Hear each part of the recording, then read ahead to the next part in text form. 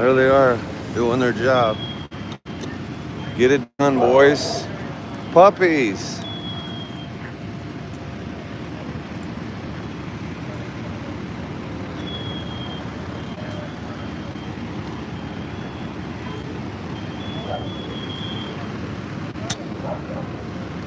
Look at those dogs.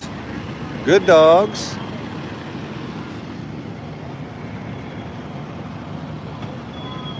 Good puppies.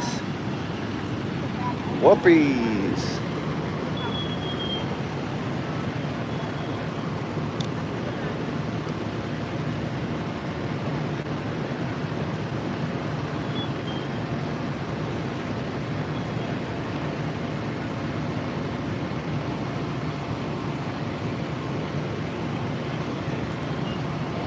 Well, that YouTube is so jittery.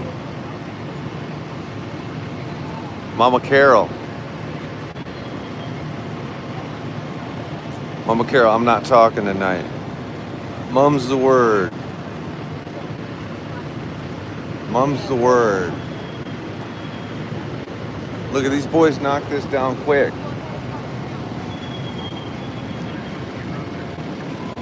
Let's go look at the fire trucks. That is a big ass hose right there.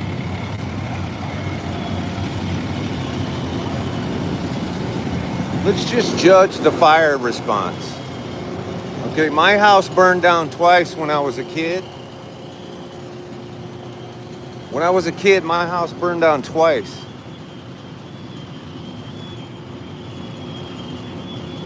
And we had 2 trucks respond. We had 2 fire trucks respond. They have 1, 2, 3, 4, 5, 6, 7, 8, 9, 10. There appears to be a dozen fire trucks, which is awesome. Look at these guys. Doing the good Lord's work. Good work. Awesome, dudes. I hope it wasn't my Christmas lights. Good work, everybody. Good work, everybody. So Dean in Fort Dodge, Iowa, my house growing up burned down twice. One of those 2 times the fire department got lost trying to come over. I think they had 2 snorkel trucks respond. There are over 12 giant snorkel trucks at this house within 25 minutes, knocking it down, right? So you know our fire department here doesn't play, right? I just want to talk about how great our fire department is, even though this is tragic, what's happening here. But look at these guys, okay? Now, when you have 10,000 homes burning down, it ain't so easy, okay? There's no wind. Look at all these firefighters. They're everywhere. We are riddled with fire trucks and riddled with ladders. We're riddled with fire extinguishers, riddled with water. Somebody should have took those Christmas lights down. I count 1, 2, 3, 4, 5, 6, 7, 8, 9, 10, 11, 12, 13, 14, 15, 16, 17, 18, 19, 20, 21, 22. I can count 25 26, 27, 28, 28 firefighters within eye distance and over 12 giant snorkel trucks, all for one house fire. That's how badass our fire department is. I don't want to hear shit about poor fire response. Hey, these solar panels, this thing was billowing in flames, by the way. They knocked it down quick. That's what you do when you bring 50 firefighters and 20 fire trucks.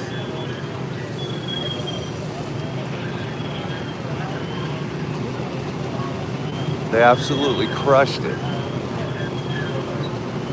So, shout out to the fire department. Look at that water just spilling out of their truck. Excellent work from these boys. Look at them. Look at that. Loads of fire trucks. Let me back up and look at all the fire guys. Look at all these guys. The trucks go down all the way as far as you can see this way, and they go down as far as you can see this way, and they wrap around the corner for one little tiny 1,200 square foot home.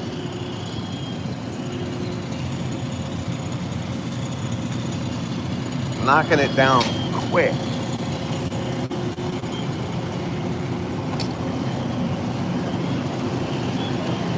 Those are LED Christmas lights, so it's just never a good look with the Christmas lights, you know what I mean? Tim, can you get me just one fireman's number for me? Thank you for the $2, Tiffany. Look at this sweet little pup. Hi, puppy. Let me find the best looking one. I just want to say that I take house fires seriously. You know, I criticize some of the people in the Palisades for, I want to tell real quickly, my house burned like this twice when I was growing up as a kid. One when I was 4 years old and once when I was like 10 years old. And my sister was trapped in the basement in the fire for over an hour. And at one point, all the brave firefighters, it was not a good scene. It wasn't a good scene. So at one point, the firefighters had to come to the neighbor's house and pronounce my sister unalived to the family. And my mom, everyone was crushed and crying and bawling. But the firefighters didn't give up. And maybe an hour and 45 minutes into fighting the fire at my home, another firefighter came into Mrs. Bailey's house and looked at my mom and said, "We found your daughter and she's alive."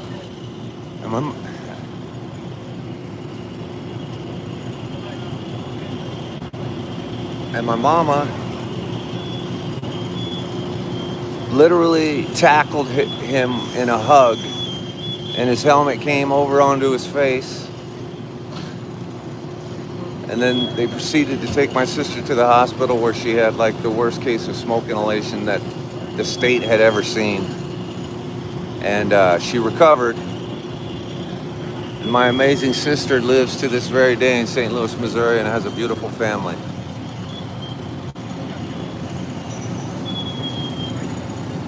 So I got love and respect for firefighters. It was a hard night when my house burned. Me and my brother were young kids. We were like 9 and 11, and we failed. We couldn't even break the back door down. We had a special lock on the top, and we were just in the backyard, just like running at it like football players and throwing our body into it, and we couldn't get it open. And when the fire department finally got there,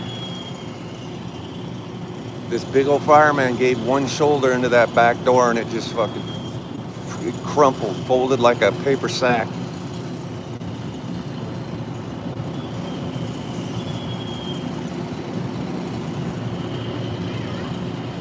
But my sister was very difficult to find because we had a big basement in Iowa, and the fire was in the basement, so she was trapped in the back room in the basement. We also had an illegal moonshine cellar under the cellar, so we had a third cellar. And as my sister tried to escape the fire, she passed out in the smoke, and half of her body fell into the moonshine cellar. That's literally how she survived. Because her head fell into the moonshine cellar as she was trying to get to the stairs.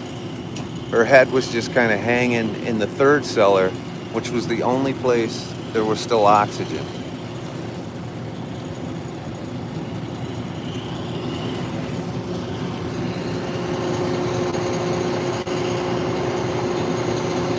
Firefighters are true heroes.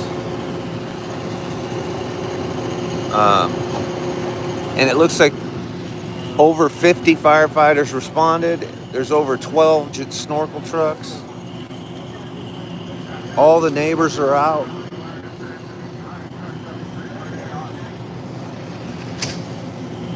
I don't mind sharing that story. Uh, that was a difficult night, though.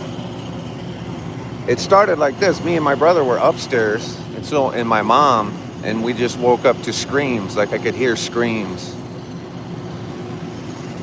And so we go. There was another door inside to the basement. We opened that door because my sister was screaming, and the smoke detector for the basement was sitting in the kitchen, going off. And we opened that door, and flames just shot right into me and my brother's face, and essentially blew us out the door. We went running for our lives out the front door with my mom. And then there was no way to go back into the front of the house. That's why me and my brother were at the back door, throwing our bodies at the door. We were helpless until the fire department came and saved her life, even though it took them over an hour to find her.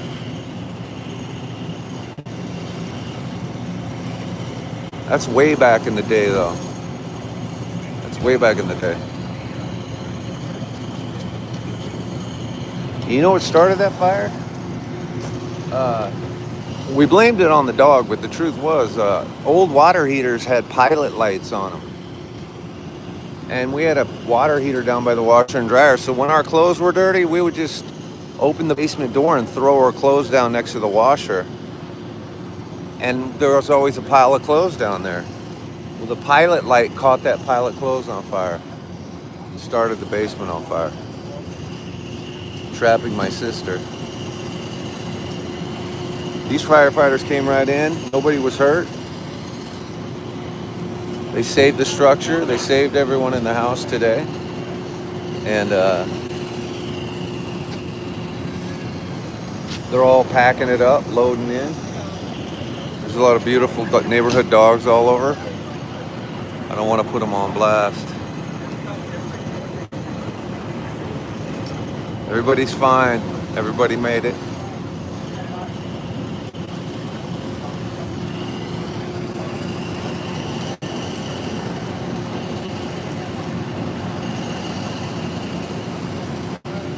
Thanks to the firefighters.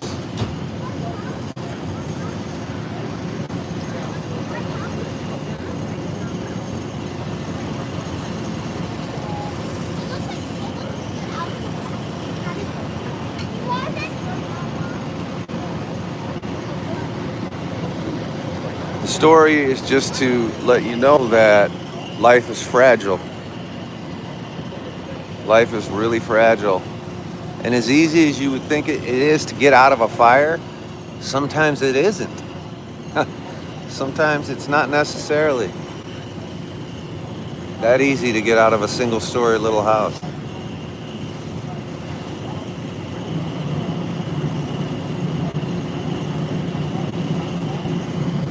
Tony, I thought we remedied our situation, Tony.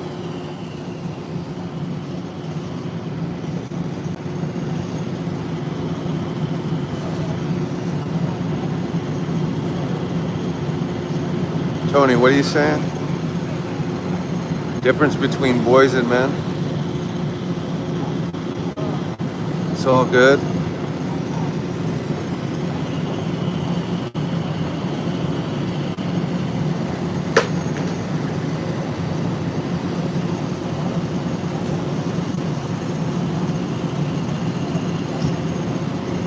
This was an excellent stop by many, many fire trucks. I'll give you one last look at the house they saved. Right here. Well, they saved the bones. I don't know how much damage is inside. But it was this house. And, uh-oh.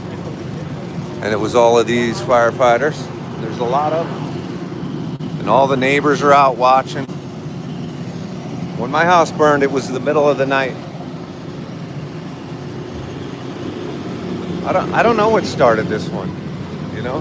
But look, these fire trucks go on forever. Look at how many firefighters we got. They're all over.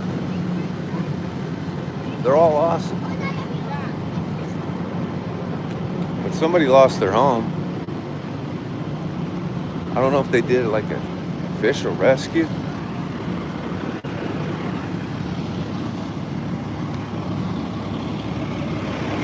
What a response.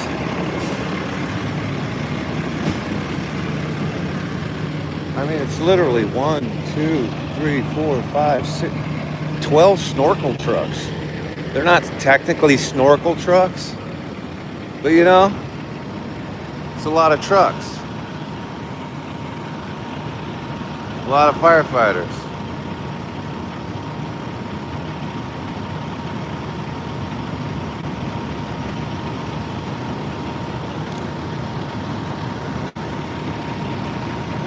You guys battling with Tony? With all due respect to Tony, Tony might... We're trying to turn Tony around. Anyway, you guys, it looks like there's another call coming in. They knocked this fire down, so this was all there was to see. So if you're new to the TikTok, give me a follow. If you're new in my YouTube, go ahead and subscribe, because I'm moving on to the next. Knocking down doors, you're a child, can't knock down door when you're 10 years old. Yeah, see, you guys don't misinterpret Tony's comments. I think he means well, actually. Sometimes his talk to text is funky. I hear what you're saying. 9, 10-year-old boys. We had a special lock on that door. So at the top of the door, it was deadbolted. I don't know why that was, but my uncles had a deadbolt on the top of our back door. So it wasn't just a regular middle lock. We had a middle deadbolt and a top deadbolt. And we just literally couldn't fucking blow the door open. That's what prevented us from being able to save our own sister. I mean, it's just difficult to not be able to save your own sister. It's, you know, you want to tell some hero story, but the heroes are the firefighters.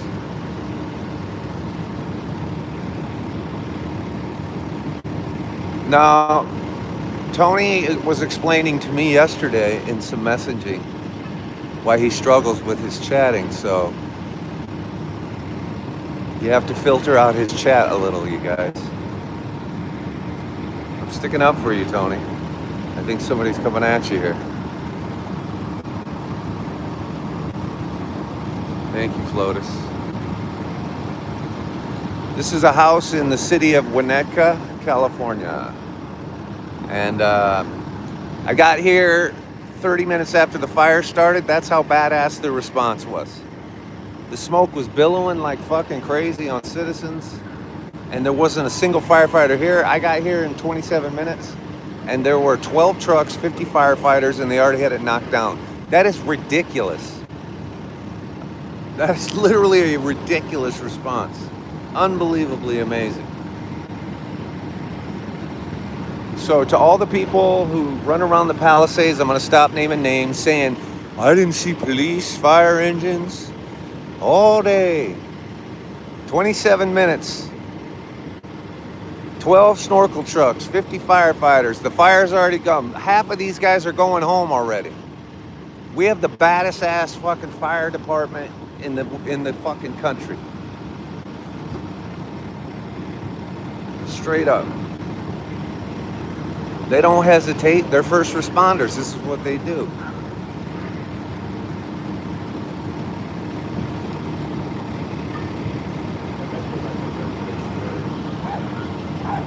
Yes, my sister is alive. When you're trapped in a house that's on fire in a basement where the fire is for over an hour, they have no choice but to pronounce the person dead, even when they haven't found him. So they came in, they didn't pronounce her dead, but they told us,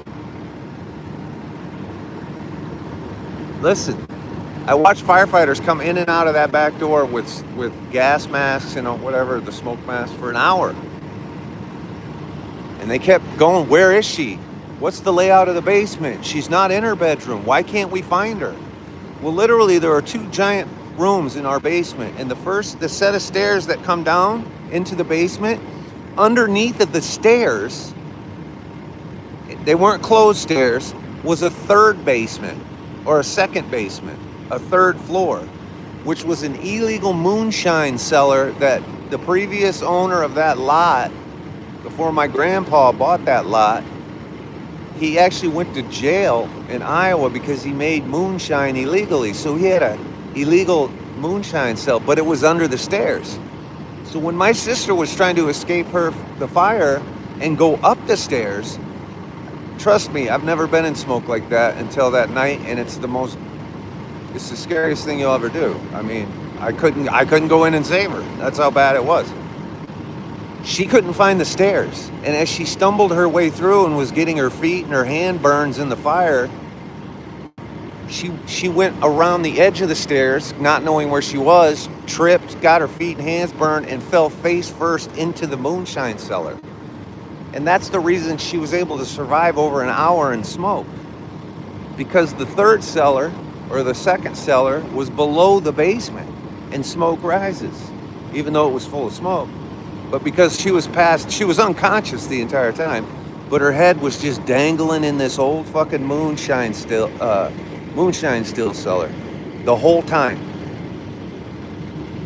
And she's a religious person. She would tell you that God let her land that way, so I'll let her go with that.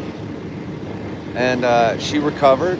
I think she spent 9 months in intensive care or something crazy like that. She recovered fully.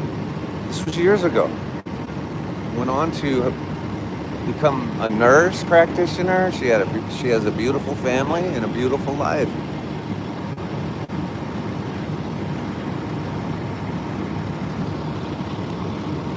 Two injured collision.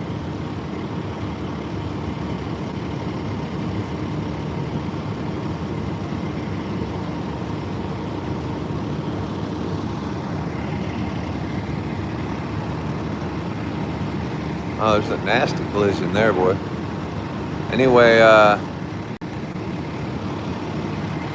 sun is setting on another beautiful California summer night. Summer nights on the... Hello, Candy.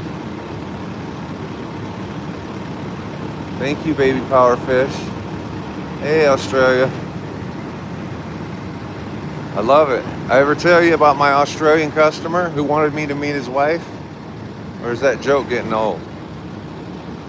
He said, my wife wants to meet you, mate. My wife would like to meet you, mate. Thank you, baby power. Thank you. Thank you for tuning in. This is... No, the thing was, he was a Christmas light customer, and I had to meet his wife to go over the design of the Christmas lights. So he called me one day, and he goes, well, my wife would like to meet you, mate. And I said, what the hell did you just say? My wife would like to meet you, mate. And then once I figured it out, I was like, oh, yeah. Tell her I'll be there Tuesday at 9 a.m. Perfect, mate.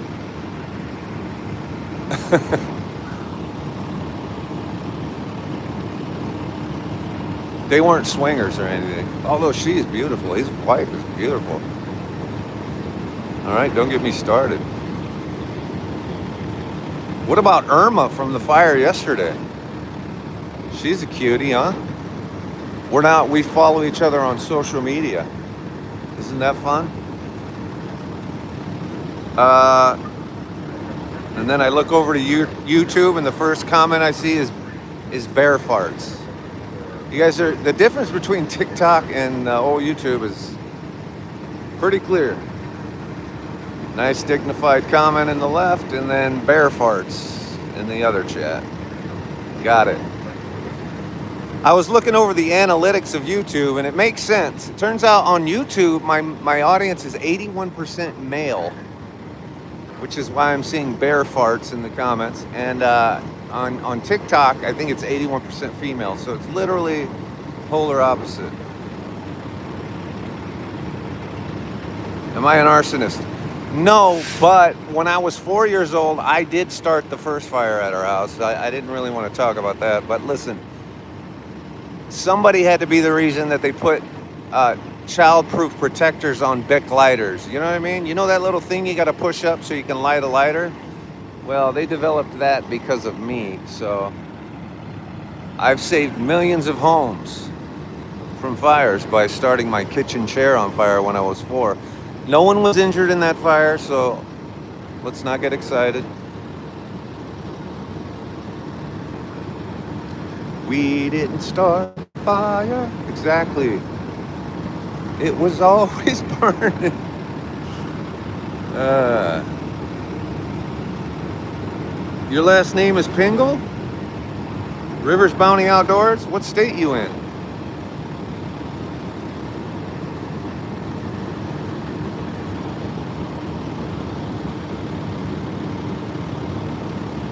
What state are you in?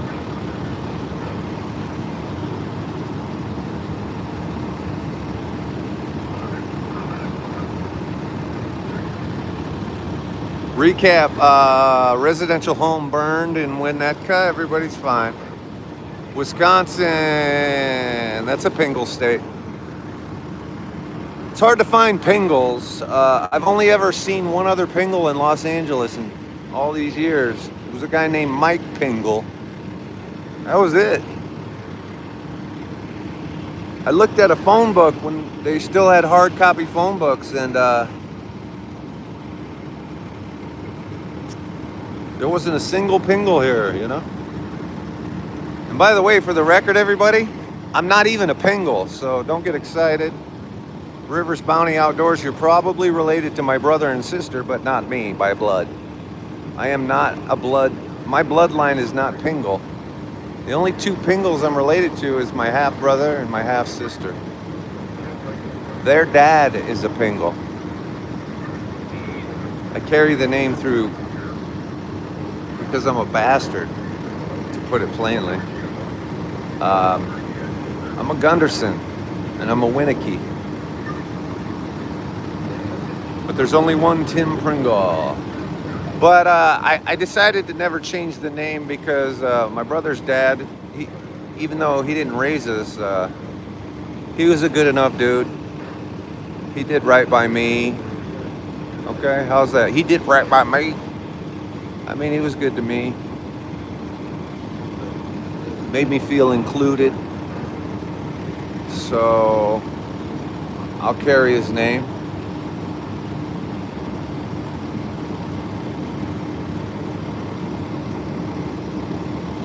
The fire's out, you guys. I'm actually leaving. As usual, I can't shut up. So I was just saying goodbye about an hour ago, but look at me, still sitting here. Thank you, Kelsey.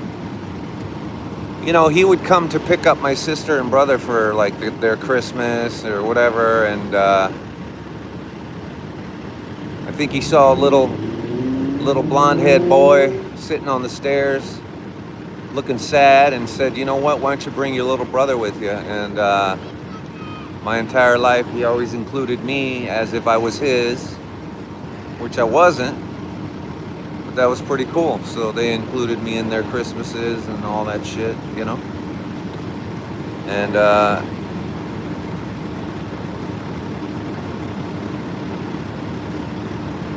straight up Daisy Blue, thank you for putting that picture of Daisy up. He does have a heart of gold, although he's like 83, and I think he used the N-word last time I was in Iowa. But that's to be expected, okay? Let's not get excited. We're talking about, you know, the Midwest here. That's a joke I just made, so everyone calm down. That's just me joking. Everyone calm down.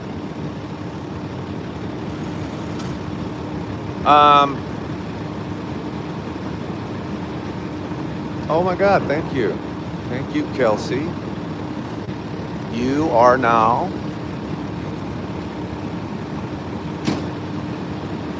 on what we call the Epstein list. No, I'm just kidding. I can't stop with my bullshit. I really can't. Thank you, Kelsey Marie, so much. Thank you, thank you, thank you, thank you.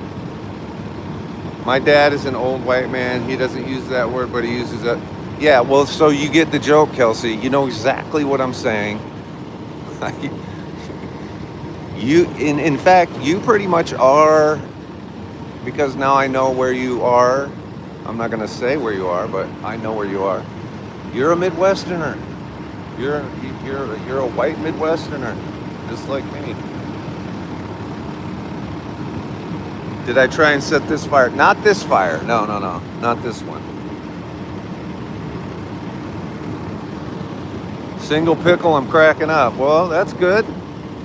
Tony, on your advice, I'm not talking politics. Are you pleased?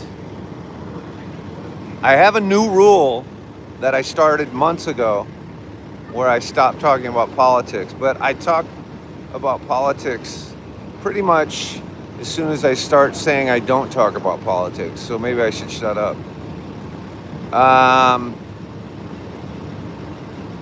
Anybody have an opinion on Bill Maher? Hello, Tina.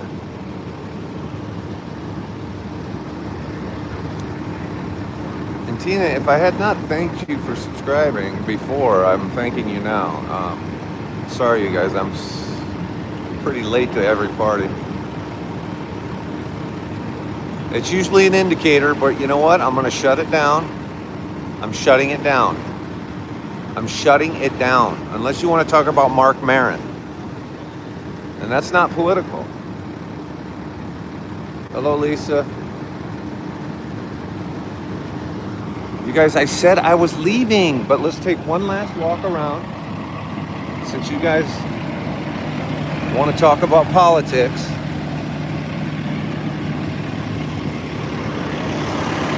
No, so we're in Winnetka, California, where a home did burn down, but they responded with 12 snorkel trucks and 50 firefighters, and they did an amazing job.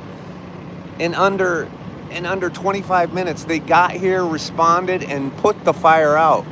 This thing looked like the 9/11 Twin Towers 45 minutes ago, and you can't even see a burn scar coming out the front. It was billowing out the top of the back of the roof, so the interior is probably smoked, but no one was injured.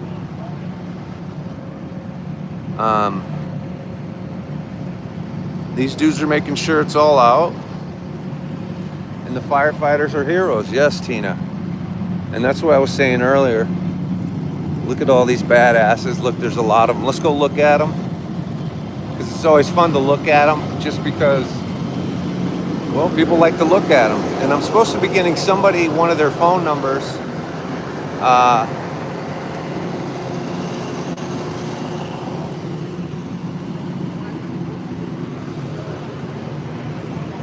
But this was the house up here.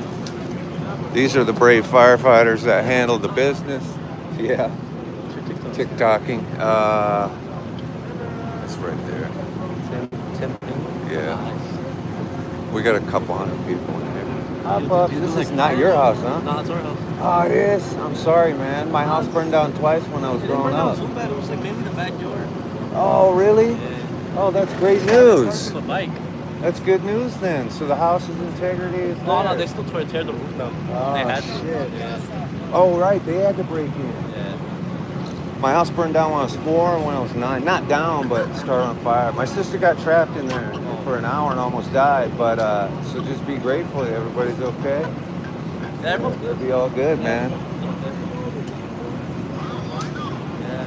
It's crazy. They responded fast, man.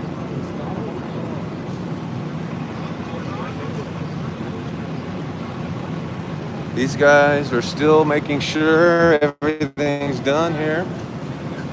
We just talked to the homeowner or the kids. Sounds like it's mostly in the backyard, but it was also in the house, and the firefighters had to chop through the roof, so the roof is destroyed, is what the guy's telling me. He got our TikTok. Look at all these great firefighters there. Took care of business. And it's their house. It's their house. They seem to be pretty chill, though. I mean, he was more interested in looking at my TikTok than anything else. He had a smile on his face. He could be on the mota, so you never know. He's probably all moted out. It's pretty common in LA. I think the percentages in LA for using the sweet leaf are a little bit higher than the national average. I think the national average right now is 19% of people like that sweet greens. So I'm thinking LA is probably somewhere in the 29% range. You know what I'm saying? In the valley, you probably can get fire insurance. I don't know. I bet they don't have fire insurance. You don't really. I don't know. It's a good question. You only really need fire insurance if you live in Spencer Pratt's house, basically. In the hills, you know? I didn't ask him what caused it. I should have. That was bad reporting on my part. I don't know why I want to leave, but for some reason I want to get out of here. Because the fire's out, and that's what I wanted to see. He said it started in the backyard mostly. And he did say something about what started it. He said something about a bike? Maybe a one-wheel burst into flame or something? You know, it was probably an electric bike, actually. He did say something. But anyway, you guys, feel free to subscribe. Feel free to follow the page. Thank you to everybody who... Oh, hello, Hummingbird. There's Hummingbird right there. Hello, Hummingbird. Hello, BB. Hello, everybody. I'm trying to interact with my chat more. Castillo called me the other day when I was flirting with Carmen, and he was like, dude, you're not paying attention to your chat. He literally called me and told me I wasn't paying attention to my chat.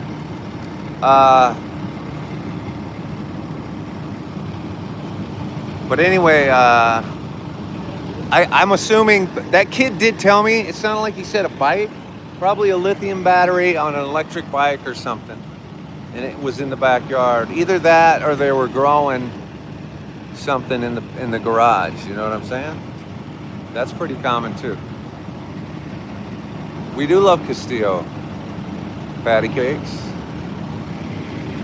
I realized I'm not roasting him enough. You know, everybody's always giving me shit in Castillo's chat, so I got to give him more shit in my chat. And when I say that, it's all love because we love Castillo.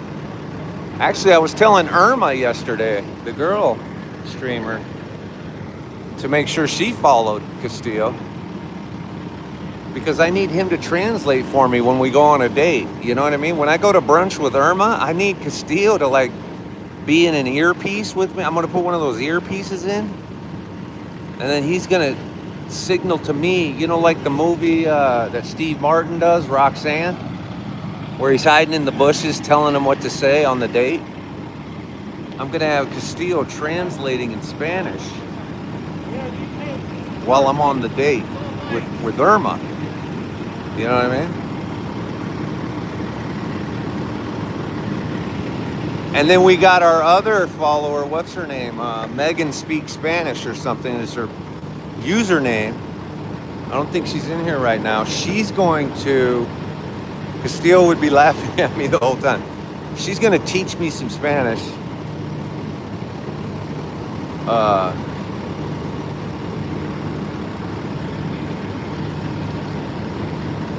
It's a great idea because the last two lives I've done, the girl that I ended up flirting with the whole time, both times were Spanish. Carmen knew English and she looked like a Filipino, so I was really loving her, but she was Spanish. And then Irma, cute as hell. Back in Iowa, we say that's a cute gal. We use the word gal, and there's your Midwest accent. Well, she's just a cute little gal. That's what my uncle would say. Oh, well, she was just a cute gal. Anyway, Irma, I'm going to have to learn some Spanish to get with Irma, you know what I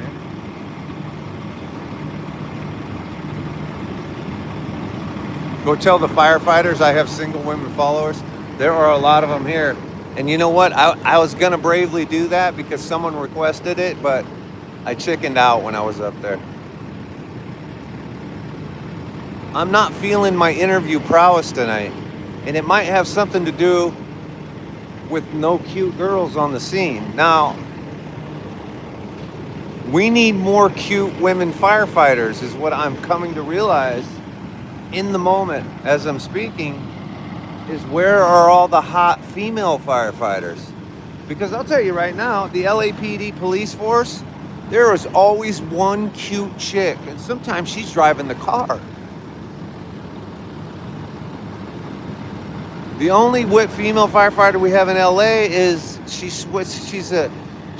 bats from the other side of the plate, if you know what I'm saying, TikTok, and that's okay, but that doesn't do me any good.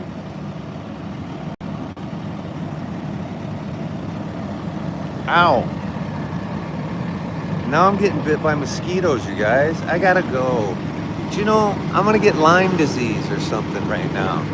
Yesterday they were dropping airdrops with pitch and shit water on my head. And I think I got something. I think I got a bacterial infection. Ow.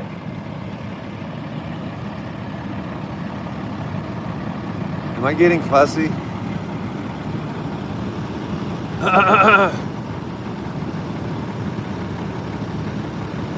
They also tricked me on that movie. Oh, hi, Lisa. Lisa, my scripts are coming by slowly, but I'll message you back. You know, Eric just called me from Boston, and I'm supposed to call him right now, actually. I should call him. I'm gonna call him. I am David Duchovny. Hummingbird said set alive gold. Hummingbird, you're right. You know what, Hummingbird? I don't do any of that shit right.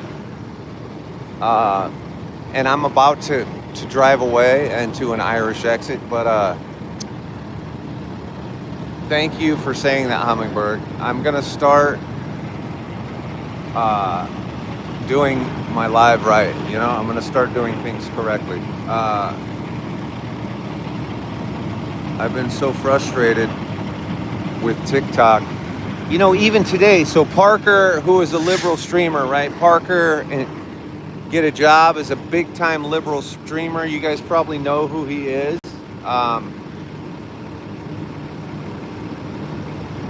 What's up? You're from Boston, Coffee Bean? Well, my guy Eric is in Boston right now. I'm taking care of his house. But he just called me on the way here and he said, call me. And I got to call him. I also got to talk to him about some other stuff. Thank you, Patty Cakes. But Parker, like, they're flagging him every 3 seconds on TikTok. You know what I mean? Just flagging him for things he's not doing. You know what I mean? And he's if guys like that, is my point, are getting shit from TikTok, then it's not just a me problem. You know what I mean? He's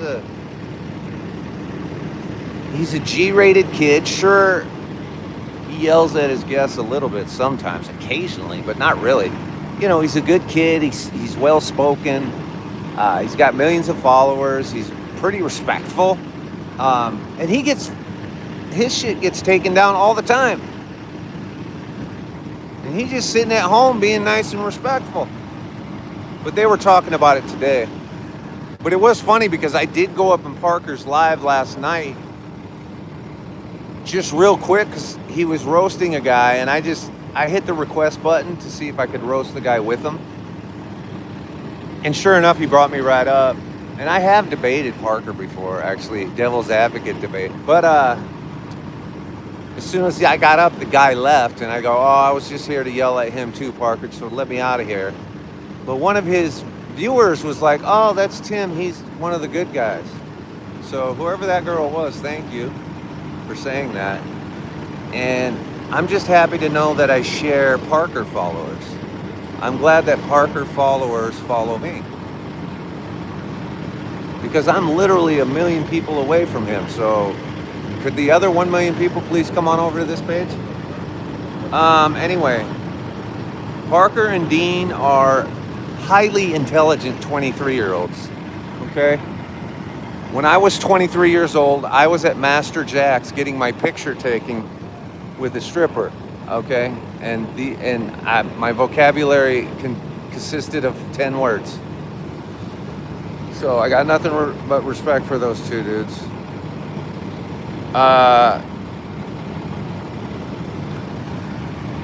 Plus Parker's from Iowa, and you guys know how I roll with Iowans, right? So Parker is from Iowa. That means I have an automatic badge of loyalty that I hand out, and I keep that in full force. and that remains for the rest of my life. So shout out to Parker. He's from Iowa. That's right. He's from Iowa. Hello. How about Minnesota? Well, Minnesota and Iowa are a bit of a rivalry, but I have love for Minnesota, except my girlfriend left me and went to Minnesota, so right now I hate Minnesota. But my Uncle Ray did move to Minnesota, and my cousins live in Owatonna, Minnesota. But I'm also a Hawkeye fan, and we don't like you guys. The Minnesota, what are you guys called? The Minnesota Gophers or something? You guys have a terrible football team name, and we have a great football team name. I think we play for some Cyhawk Pig Trophy or something. But with that said, I don't hate Minnesota, except for they say that Iowa stands for idiots out walking around, and you don't want to say that anymore, okay? Put a stop to that. Roll Tide. Well, Alabama is basically an NFL team, so they don't count. But you know what? The playing field has been even because college football is now a game of money. It's all about money now. So Alabama's run and reign of supremacy is over. Tide. Get that Roll Tide. All right. Iowa Hawkeye football this Saturday. Let's go. We're playing some sorry team. We're favored by 37 points.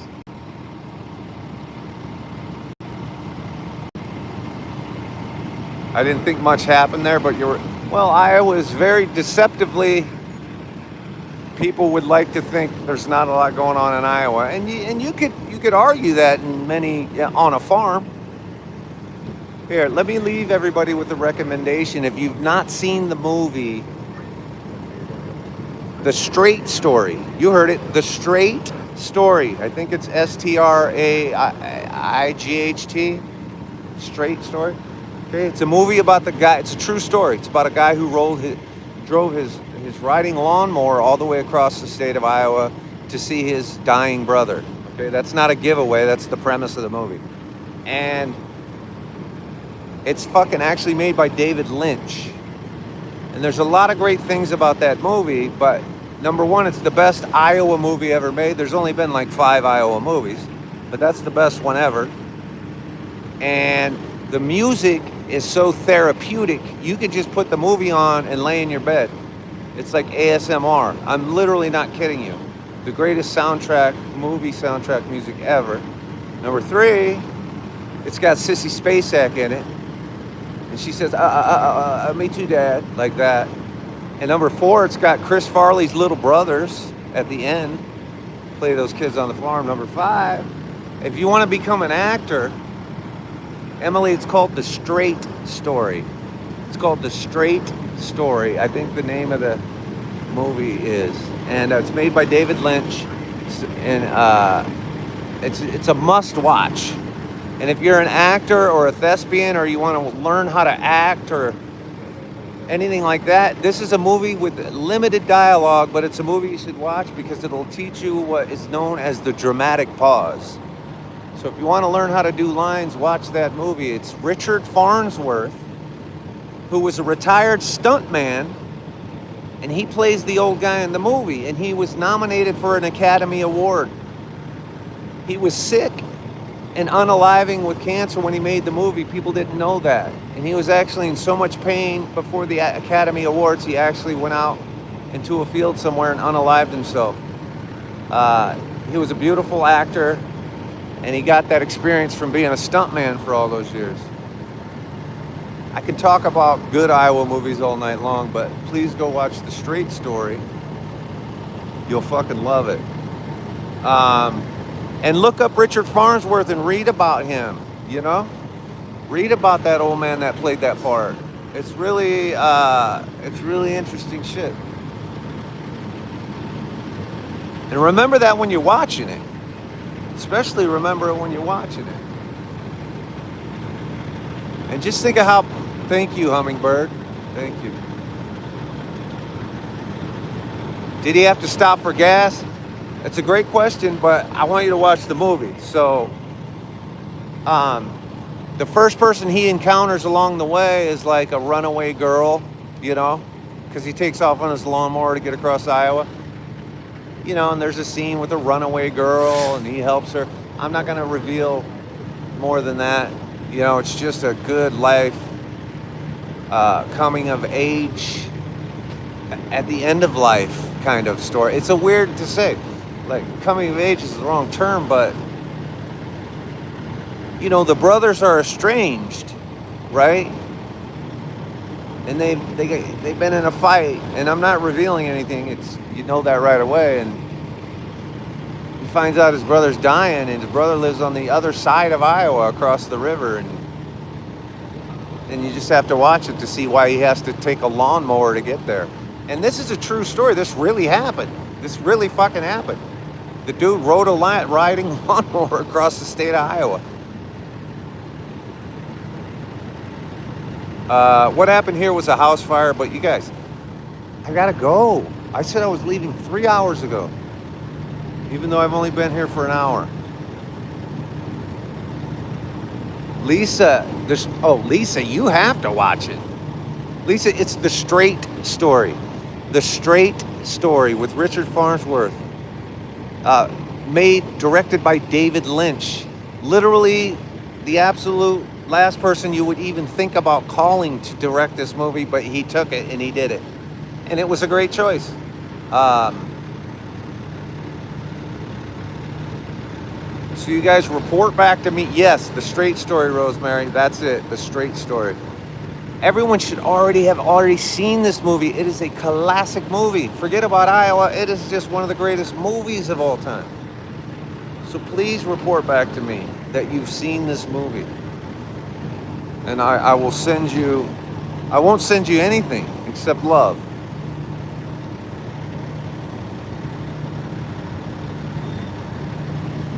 I haven't heard of it. That's what I'm finding out. No one's heard of it, which is sad to me. It's quite sad. You guys saw, I got my checkout. Thank you, YouTube.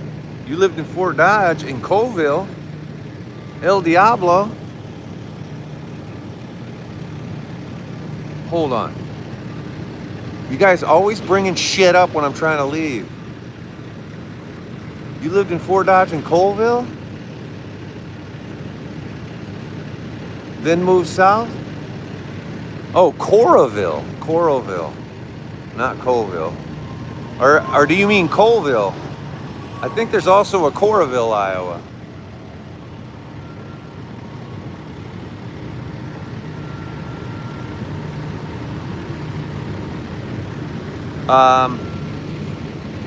Yes, Colville. Colville. Colville's where spent a lot of time in Colville. Anyway, El Diablo, make sure you subscribe because I gotta go right now. But this is an Iowa Pro Iowa Live. But El Diablo, you already do subscribe, right? I already recognize your name. Yeah, Coroville is another city in Iowa. I knew it was. I knew it.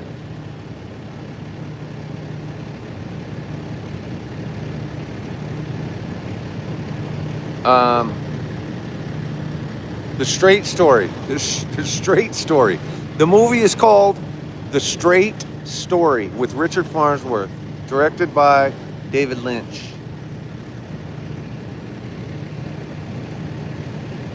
To stream this is messed up, said Gigi. That's a good time to leave, Gigi. It's a good time to leave, Gigi, because I just can't deal with you right now. Thank you, YouTube. See you soon.